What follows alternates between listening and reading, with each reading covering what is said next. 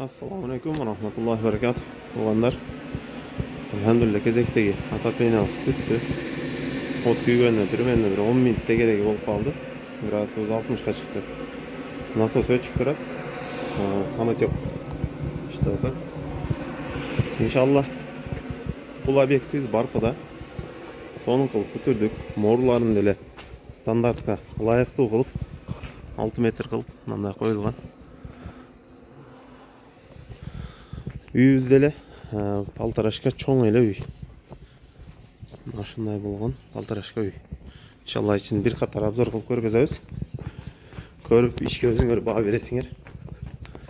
Бизден мээнет кылып коюш баасын, ырахатын иншалла көрүш силерге калат. Киргенде коридор бар. Коридордо ушундай 2 батарейка койгонбуз. Андан кийин оң жакта лампочкасы күйүп калган. 15 штукту, 16 штукту детский спальняга орнотуп бергенбиз. Андан кийин тушта 2 ондук батарейканы мына ушундай кылып көрсөңүз болот. Иншалла сонун орногон. Айнегибиз 1 болгон үчүн бирок бу жердин квадраты 18 квадрат. Андан кийинкиси бuyakta спальня бар. Спальняда 15 батарейка коюлган. Ушу комната, мына комната двухтрубка тартылган. Мына экөө комната болсо, булар однотрубочный болгон, булардан воздух чыгарып туруш керек. Эми подвалды бир катар көргөзөм. Подвалга киргенде холл бар.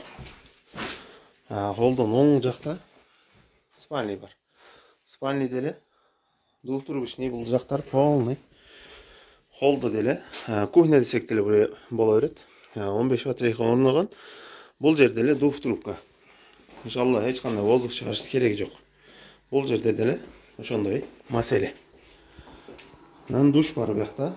Душта деле 8 батарейканы орнотконбуз, 6 квадрат душ. Иншалла шофтор, искра эч нерсе чачыраган эмес. Сонун орногон. Акыркы комнатабыз. Бул жак дагы бир спальня.